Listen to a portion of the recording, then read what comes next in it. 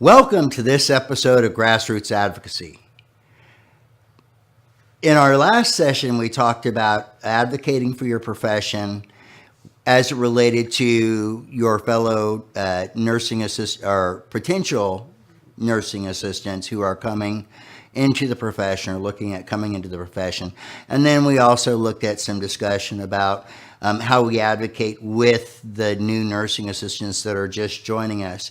In this episode, we're going to talk about the relationship that you have as a professional as it relates to or ties into your fellow nursing assistants who have been in the profession for a while.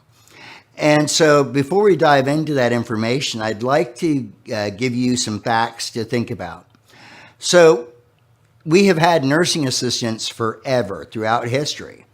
Having said that, in 1987, President Ronald Reagan signed into law the Omnibus Budget Reconciliation Act of 1987. That is the first regulatory requirement for nursing assistants to become certified in the United States. It established a set of minimum requirements for all states to adhere to as it related to nursing assistant certification. Now, over time, some states have modified their specific regulations as it relates to the requirements for certification, licensure, and that sort of thing. CNA, or Certified Nursing Assistant, is the most common title for our occupational group. However, some states have elected to come up with their own titles. For example, in the great state of Ohio, they are state-tested licensed nursing assistants. So something else to think about is that our profession, just like all professions, have a code of conduct and a standard of professionalism that we should adhere to. Care settings will also provide in their policies and procedures and in their human resource regulations additional guidance about what constitutes professional conduct or standards within their organization. So what I'd like to ask you to think about here are a couple of things. The first thing is, have you had an experience where you saw a fellow nursing assistant whose performance was not meeting the standards? Were you tempted to go over and say, "You're doing it wrong"? Or did you take a moment as a professional to stop to try to understand why they were doing things the way they were doing them? Did you take an opportunity to intervene in a constructive way? So, for example, let's say that Jeff was not doing a particularly good job of a transfer from the bed to the wheelchair. You might choose to go over and say, "Hey, Jeff, I noticed that when you were doing that transfer, you failed to lock the brakes on the wheelchair. What would you do if, because we didn't lock the brakes on the wheelchair, if the elder fell? What would you do?"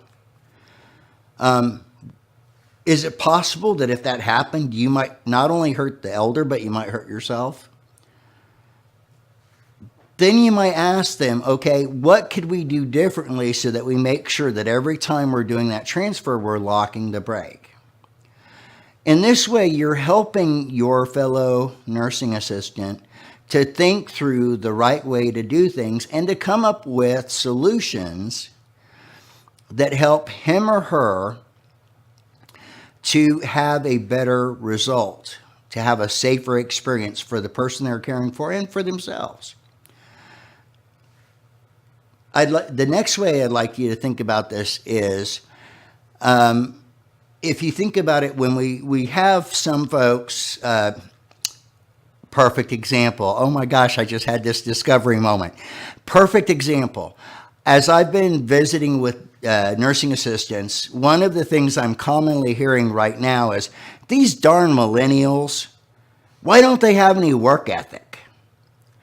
Well, I think there's a couple of things I'd encourage you to consider when it comes to the millennials. The millennials have a different set of talents and experiences than maybe we do.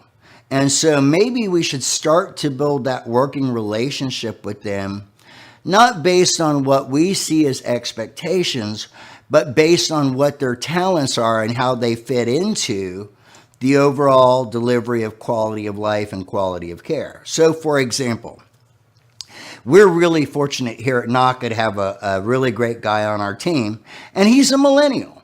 And one of the things that's really interesting about him is he is so talented when it comes to automation stuff. Now, I don't know if any of you guys have ever done this, but I remember not too awfully long ago, I got a brand new iPhone. And I was thinking I was cool and everything, and then I started trying to manipulate it, and I wasn't having a whole lot of success. So I actually had to walk across the hall to my colleague, my coworker, and say, "Hey, Dane, I know that this is something you're really talented at. Can you help me figure out how to do this?" And he showed me, and guess what? I'm able to do it on my own now. So that's a way of looking at a talent that a person brings to the table and to be able to incorporate that into what you're doing. Another example that might be appropriate is, for my generation, we talked to each other a lot. We would write notes, we would chart, we would do all sorts of things. One of the things about the subsequent generations, the younger generations, if you will, is they've become much more automation centric, much more tech savvy.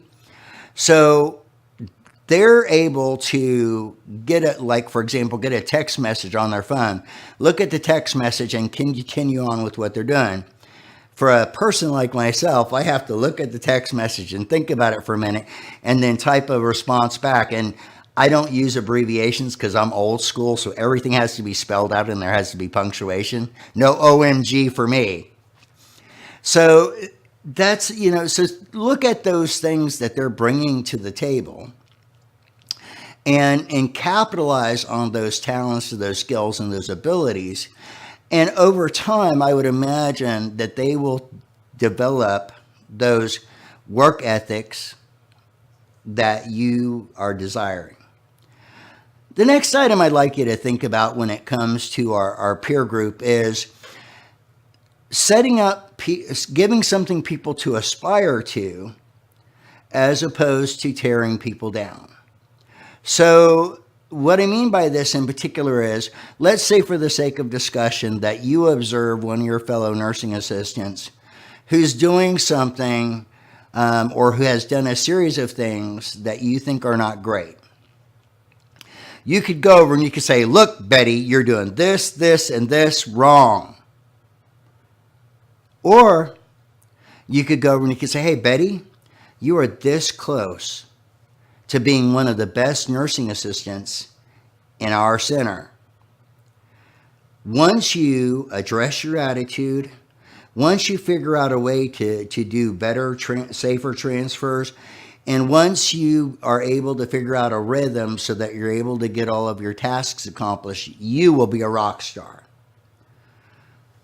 In the first instance with Betty, we actually did something, whether we intended to or not, we did something that created a need for her to defend herself. Now, some people, when they defend themselves, they go, they'll fight. There's the fight or flight response. Well, we're pretty fortunate in the long-term care environment that we don't have a lot of examples of folks going postal. That being said, a defense mechanism could also be they push the mute button. You see the cake hole moving, but you don't hear anything coming out. Well, that impedes our ability to communicate, and because it does that, people don't learn and don't grow and don't move forward.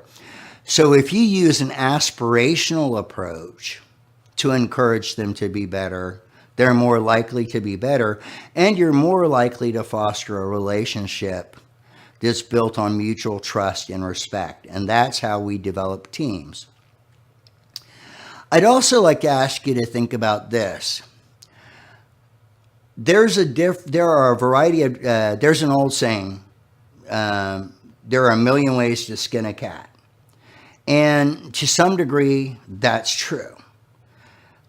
It's helpful for us to focus on specific things and to be very thoughtful. So, for example, The ability to make a bed. When I very first started in long-term care, I spent a lot of time making beds, and they had perfect 45-degree angles on every corner. You could bounce a quarter off of that bed and it would bounce into the air and I could grab it. And that's really fine. However, it was very time consuming. And over time, I started watching other folks as they were making beds, and I noticed that I would start by tucking in the foot of the sheet and then the top of the sheet and then the sides.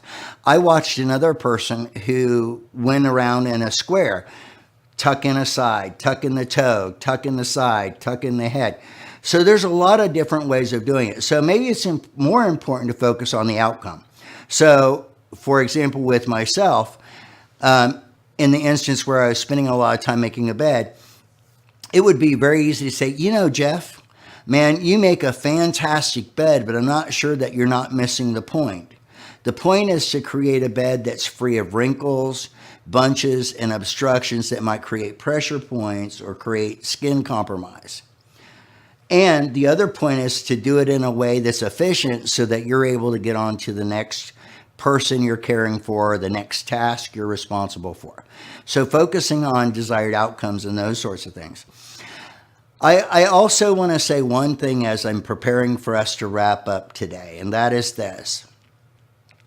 We have standards, we have expectations, we have desired outcomes. Focusing on those things and helping people to see that those things in a common way is what's going to help us to achieve lasting success when it comes to our profession. To wrap up today's episode, I'd like to conclude with this quote from Florence Nightingale. I attribute my success to this. I never gave nor took any excuse.